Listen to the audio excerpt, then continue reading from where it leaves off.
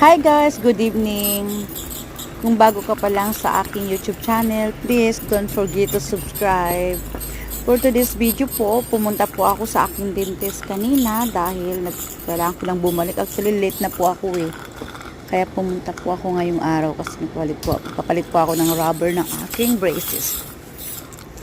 Ayan, nilinis muna ni Doc ang aking ngipin bago kabitan ng bagong rubber. Kulay green pala yung napili kong rubber sa aking ngipin kasi mga nakarang buwan po eh.